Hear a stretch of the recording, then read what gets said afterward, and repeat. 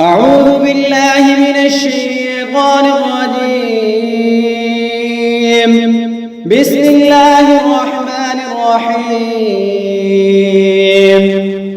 سبحان الذي أسرى بعبده ليلا من المسجد الحرام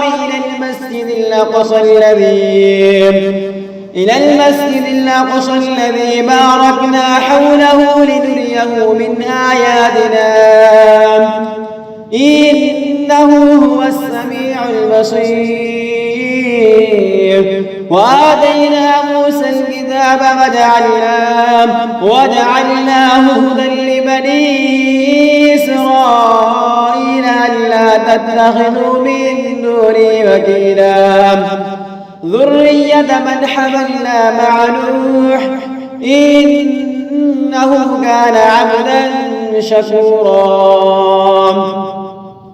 وقضينا إلى بني إسرائيل في الكتاب لتفسدن في الأرض مرتين ولتعلن علوا كبيرا. فإذا جاء وعد أولاهما بعثنا عليكم عبادا لنا أولي بأس شديد فجاسوا خلال الديار وكان وعدا مفعولا. ثم رددنا لكم الكرة عليهم وأمددناكم بأموال وبنين وجعلناكم أكثر نفيرا. إن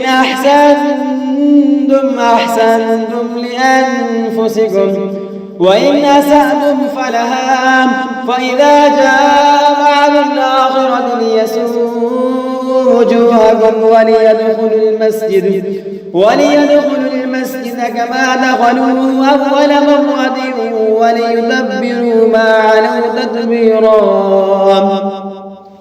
عسى ربكم أن يرحمكم وإن عدتم عدنا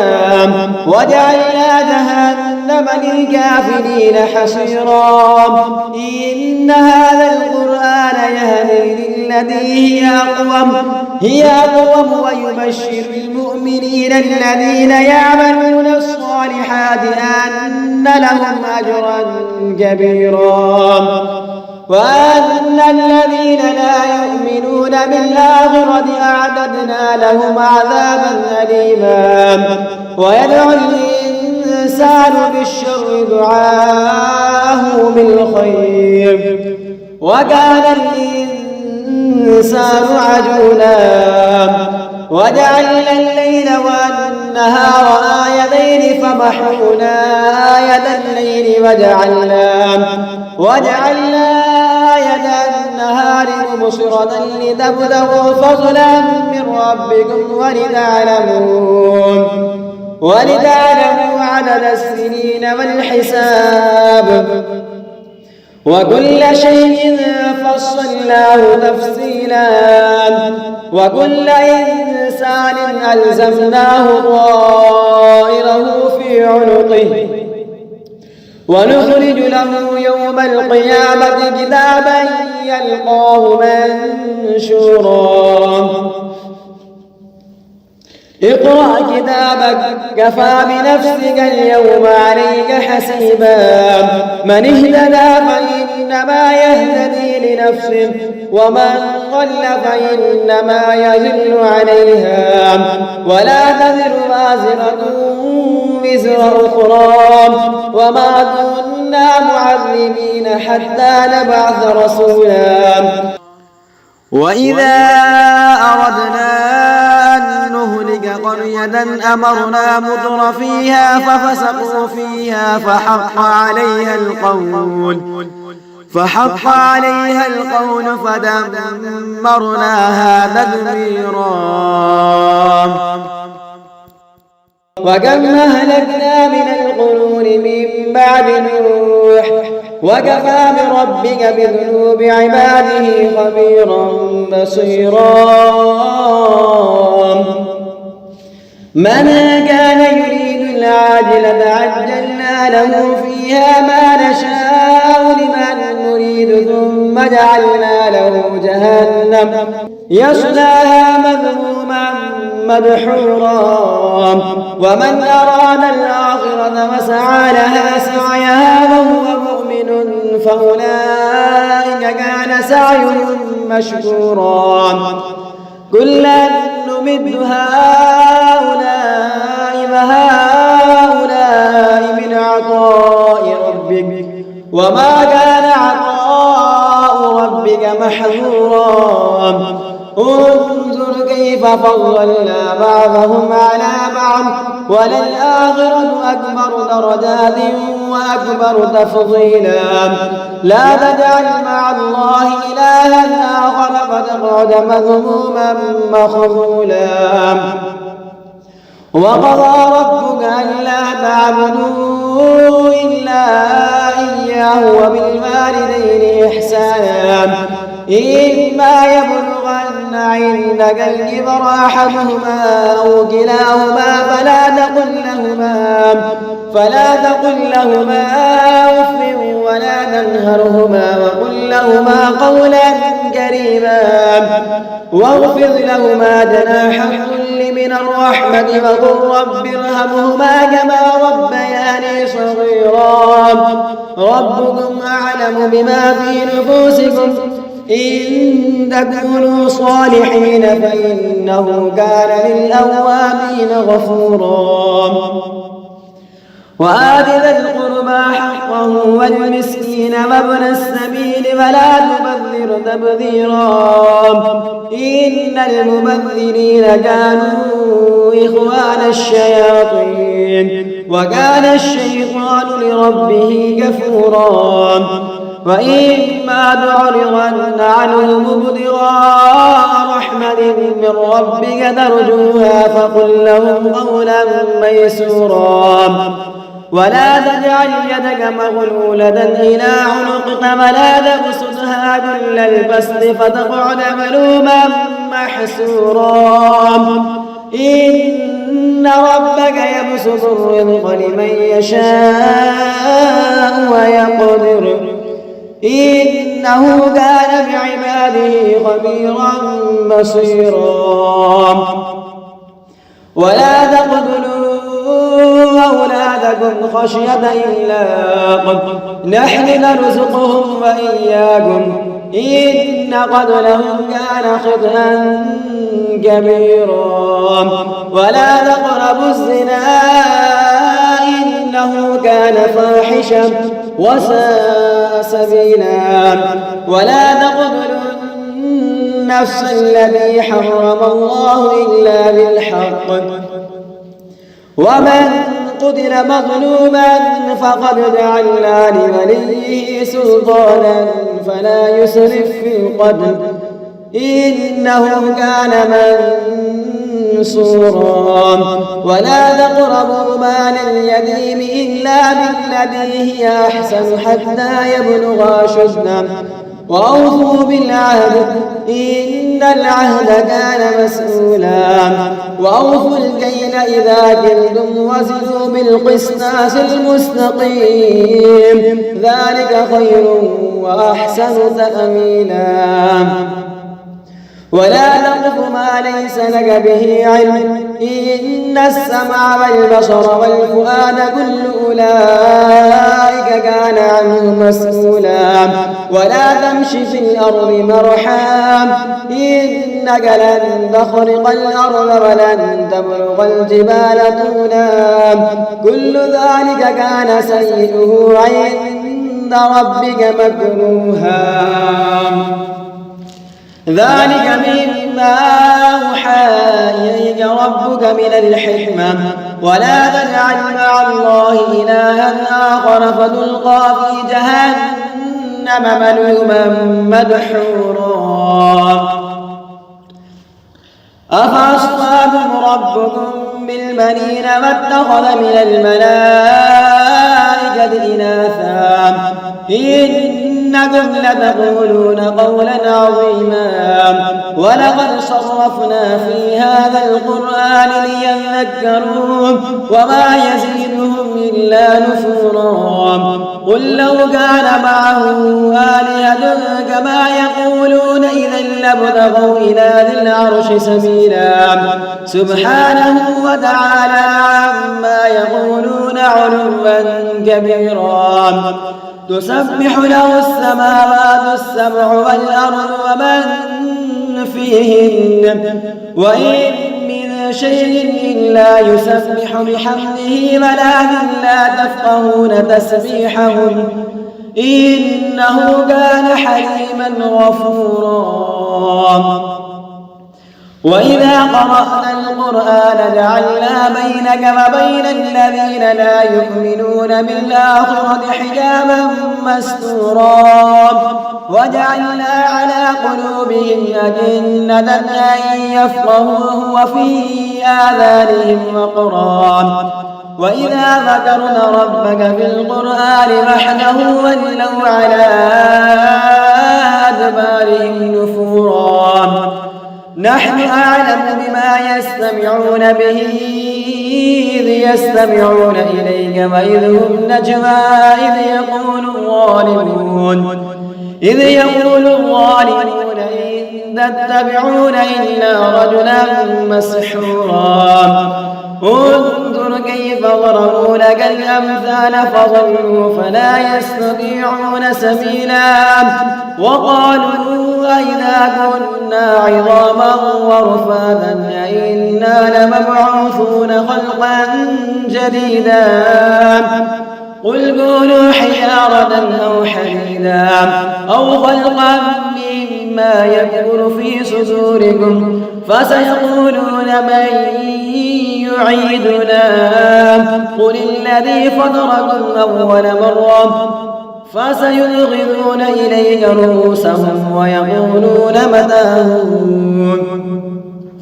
قل عسى أن يكون قريبا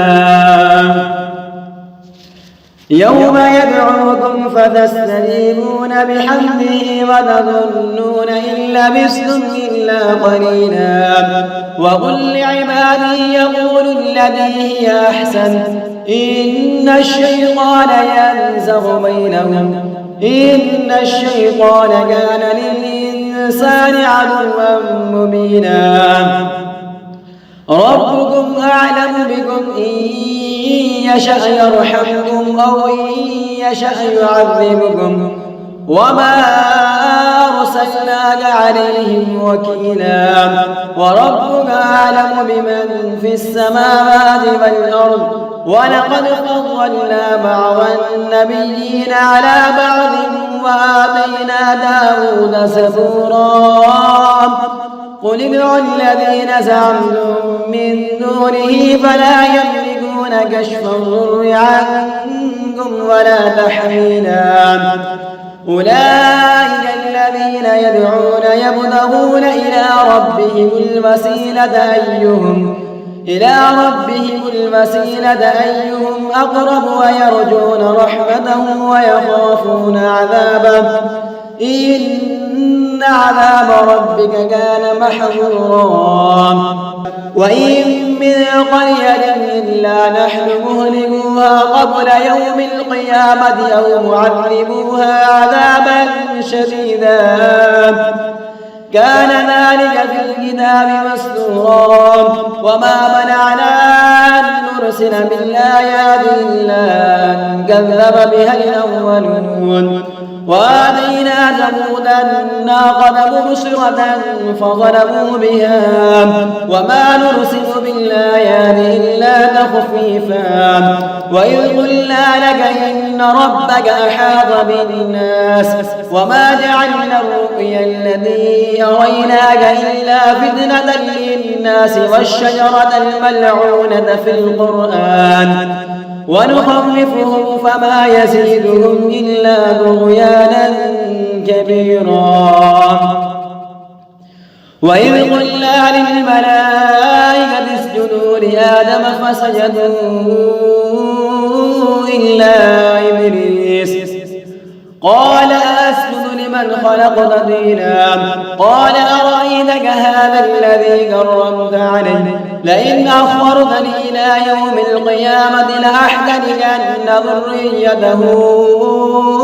إلا قليلا قال اذهب فمن تبعك منهم فإن جهنم جزاؤكم جزاء موفورا واستفزز من استطعت منهم بصوتك وأجلب عليهم بخيلك ورجلك وشاركهم في الأموال والأولاد وعدهم وما يعدهم الشيطان إلا غرورا إن عبادي ليس لك عليهم سلطان وكفى بربك وكيلا ربكم الذي يزجي لكم الفلك في البحر لتبتغوا من فضله إنه كان بكم رحيما وإذا مسكم الضر في البحر ضل من تدعون إلا إياه فلما نجاكم إلى البر أعرضتم وكان الإنسان كفورا أفأمنتم أن يخسف بكم جانب البر أو يرسل عليكم حاصبا ثم لا تجدوا لكم وكيلا أم أمنتم أن يعيدكم فيه تارة أخرى فيرسل عليكم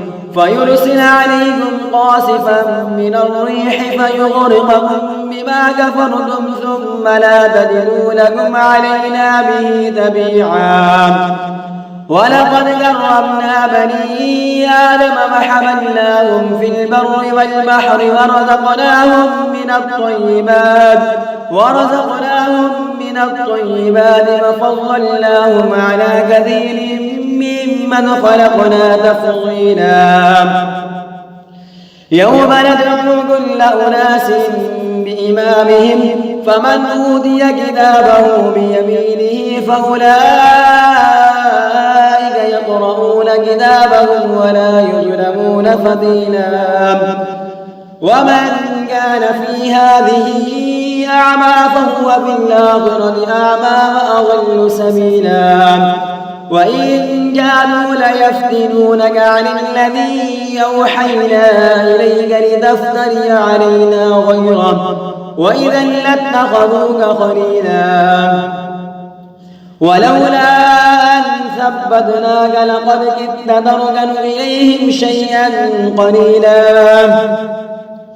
إذا لأذقناك ضعف الحياة وضعف الممات ثم لا تجد لك علينا نصيرا وإن كانوا ليستفزونك من الأرض ليخرجوك منها وإذا لا يلبثون خلافك إلا قليلا سنة من قد أرسلنا قبلك من رسلنا فلا تجد لسنتنا تحويلا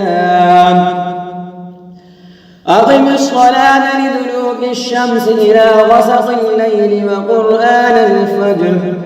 إن قرآن الفجر كان مشهودا ومن الليل فتهجد به نافلة لك عسى أن يبعثك ربك مقاما محمودا وقل رب ادخلني مدخل صدق وأخرجني مخرج صدق واجعلني من لدنك سلطانا نصيرا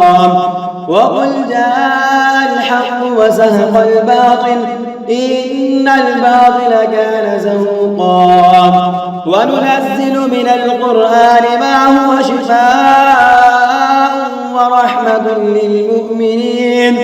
ولا يزيد الظالمين إلا خسارا وإذا أنعمنا على الإنسان أعرض ونأى بجانبه وإذا مسه الشر كان يئوسا قل كل يعمل على شاكلته فربكم أعلم بمن هو أهدى سبيلا ويسألونك عن الروح قل الروح من أمر ربي وما أوتيتم من العلم إلا قليلا ولئن شئنا لنذهبن بالذي أوحينا إليك ثم لا تجد لك به علينا وكيلا إلا رحمة من ربك إن فضله كان عليك كبيرا قل لئن اجتمعت الإنس والجن على أن يأتوا بمثل هذا القرآن لا يأتون بمثله ولو كان بعضهم لبعض ظهيرا ولقد صرفنا في الناس في هذا القرآن من كل مثل فأبى أكثر الناس إلا كفورا وقالوا لن نؤمن لك حتى تفجر لنا من الأرض ينبوعا أو تكون لك جنة من نخيل وعنب فتفجر الأنهار خلالها تفجيرا أو تسقط السماء كما زعمت علينا كسفا أو تأتي بالله والملائكة قبيلا أو يكون لك بيت من زخرف أو ترقى في السماء ولا نؤمن لرقيك حتى تنزل علينا كتابا نقرأه قل سبحان ربي هل كنت إلا بشرا رسولا وما منع الناس أن يؤمنوا إذ جاءهم الهدى إلا أن قالوا أبعث الله بشرا رسولا قل لو كان في الأرض ملائكة يمشون مطمئنين لنزلنا عليهم من السماء ملكا رسولا قل كفى بالله شهيدا بيني وبينكم إنه كان بعباده خبيرا بصيرا ومن يهد الله فهو المهتد ومن يضلل فلن تجد لهم أولياء من دونه ونحشرهم يوم القيامة على وجوههم عميا وبكما وصما مأواهم جهنم كلما خبت زدناهم سعيرا ذلك جزاؤهم بأنهم كفروا بآياتنا وقالوا أئذا كنا عظاما ورفاتا أئنا لمبعوثون خلقا جديدا أولم يروا أن الله الذي خلق السماوات والأرض قادر على أن يخلق مثلهم وجعل لهم أجلا لا ريب فيه فأبى الظالمون إلا كفورا قل لو أنتم تملكون خزائن رحمة ربي إذا لأمسكتم خشية الإنفاق وكان الإنسان قتورا ولقد آتينا موسى 9 آيات بينات فاسأل بني إسرائيل إذ جاءهم فقال له فرعون إني لأظنك يا موسى مسحورا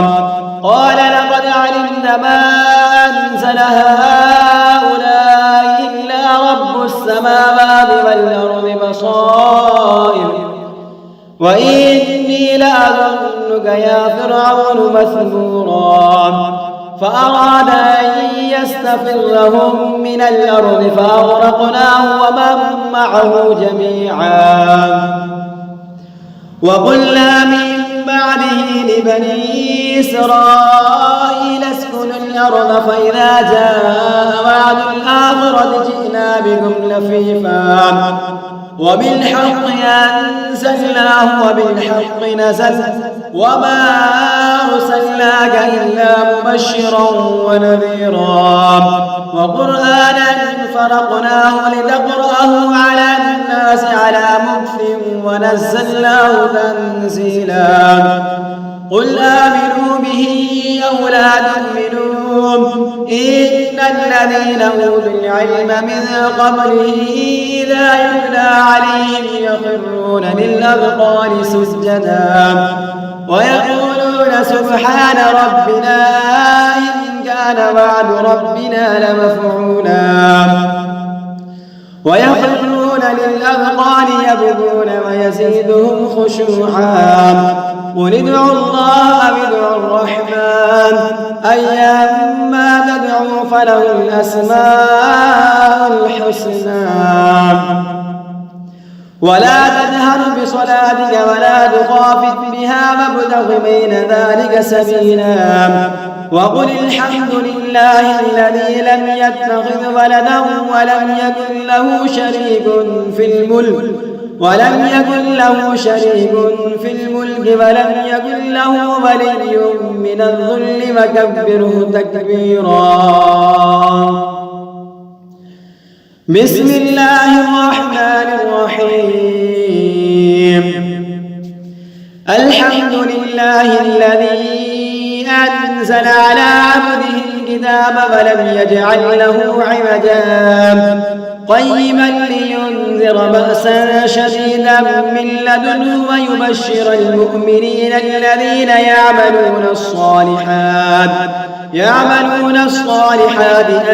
أن لهم أجرا حسنا ماكثين فيه أبدا وينذر الذين قالوا اتخذ الله ولدا ما لهم به من علم ولا لآبائهم كبرت كلمة تخرج من أفواههم إن يقولون إلا كذبا فلعلك باخع نفسك على آثارهم إن لم يؤمنوا بهذا الحديث أسفا إنا جعلنا ما على الأرض زينة لها لنبلوهم أيهم أحسن عملا وإنا لجاعلون ما عليها صعيدا جرزا أم حسبت أن أصحاب الكهف والرقيم كانوا من آياتنا عجبا إذ أوى الفتية إلى الكهف فقالوا ربنا آتنا من لدنك رحمة وهيئ لنا من أمرنا رشدا فضربنا على آذانهم في الكهف سنين عددا ثم بعثناهم لنعلم أي الحزبين أحصى لما لبثوا أمدا نحن نقص عليك نبأهم بالحق إنهم فتية آمنوا بربهم وزدناهم هدى وربطنا على قلوبهم إذ قاموا فقالوا ربنا رب السماوات والأرض لن ندعو من دونه إلها لقد قلنا إذا شططا هؤلاء قوم اتخذوا من دونه آلهة لولا يأتون عليهم بسلطان بين فمن أظلم ممن افترى على الله كذبا وإذ اعتزلتموهم وما يعبدون إلا الله فأووا إلى الكهف ينشر لكم ربكم من رحمته ويهيئ لكم من أمركم مرفقا وترى الشمس إذا طلعت تزاور عن كهفهم ذات اليمين وإذا غربت تقرضهم ذات الشمال وهم في فجوة منه ذلك من آيات الله من يهد الله فهو المهتد ومن يضلل فلن تجد له وليا مرشدا وتحسبهم أيقاظا وهم رقود ونقلبهم ذات اليمين وذات الشمال وكلبهم باسط ذراعيه بالوصيد لو اطلعت عليهم لوليت منهم فرارا ولملئت منهم رعبا وكذلك بعثناهم ليتساءلوا بينهم قال قائل منهم كم لبثتم قالوا لبثنا يوما أو بعد يوم قالوا ربكم أعلم بما لبثتم فابعثوا أحدكم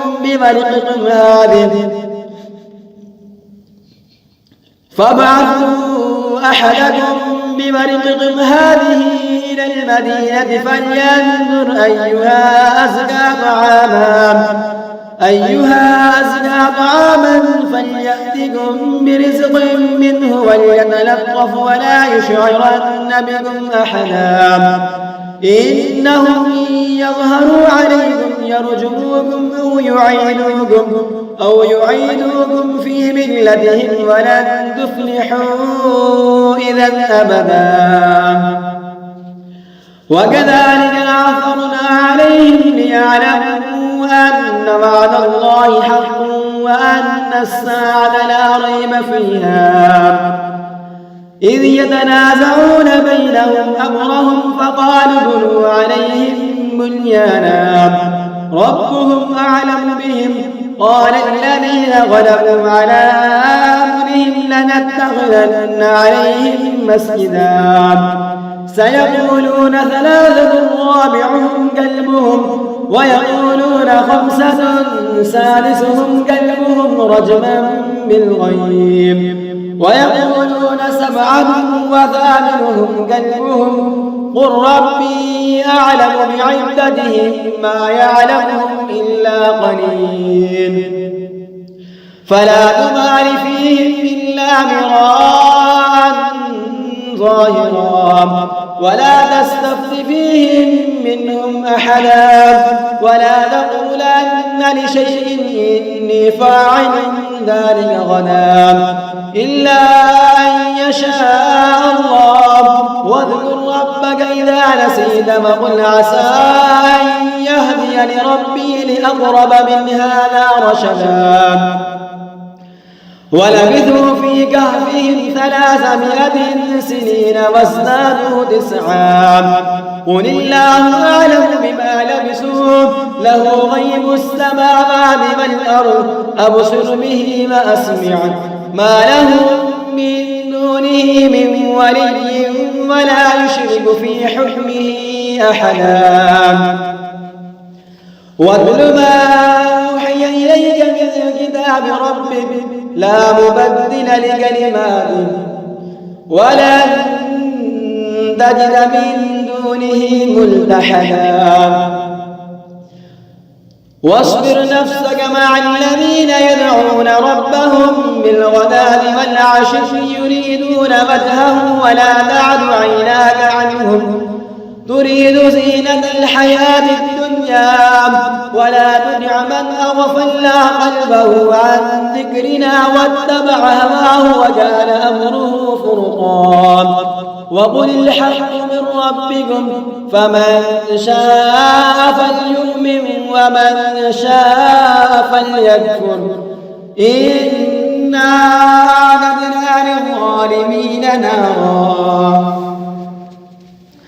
أحاط بهم سرادقها وإن يستغيثوا يغاثوا بماء كالمهل يشفي الوجوه بئس الشراب وساءت مرتفقا إن الذين آمنوا وعملوا الصالحات إنا لا نضيع أجر من أحسن عملا أولئك لهم جنات عدن تجري من تحتهم الأنهار يحلون فيها من أساور من ذهب ويلبسون ثيابا خضرا من سندس واستبرق متكئين فيها على الأرائك نعم الثواب وحسنت مرتفقا. واضرب لهم مثلا رجلين جعلنا لأحدهما جنتين من أعناب وحففناهما بنخل وجعلنا بينهما زرعا. كلتا الجنتين آتت أكلها فلم تظلم منه شيئا وفجرنا خلالهما نهرا وكان له ثمر. فقال لصاحبه وهو يحاوره أنا أكثر منك مالا وأعز نفرا. ودخل جنته وهو ظالم لنفسه قال ما أظن أن تبيد هذه أبدا وما أظن الساعة قائمة ولئن رددت إلى ربي لأجدن خيرا منها منقلبا. قال له صاحبه وهو يحاوره أكفرت بالذي خلقك من تراب ثم من نطفة ثم سواك رجلا لكن هو الله ربي ولا أشرك بربي أحدا. ولولا إذ دخلت جنتك قلت ما شاء الله لا قوة إلا بالله إن ترني أنا أقل منك مالا وولدا فعسى ربي أن يؤتيني خيرا من جنتك ويرسل عليها حسبانا من السماء فتصبح صعيدا زلقا أو يصبح ماؤها غورا فلن تستطيع له طلبا. وأحيط بثمره فأصبح يقلب كفيه على ما أنفق فيها وهي خاوية على عروشها ويقول يا ليتني لم أشرك بربي أحدا. ولم تكن له فئة ينصرونه من دون الله فما كان منتصرا. هنالك الولاية لله الحق هو خير ثوابا وخير عقبا. واضرب لهم مثل الحياة الدنيا كماء أنزلناه من السماء فاختلط به نبات الأرض فأصبح هشيما تذروه الرياح وكان الله على كل شيء مقتدرا. المال والبنون زينة الحياة الدنيا والباقيات الصالحات خير عند ربك ثوابا وخير أملا. ويوم نسير الجبال وترى الأرض بارزة وحشرناهم فلم نغادر منهم أحدا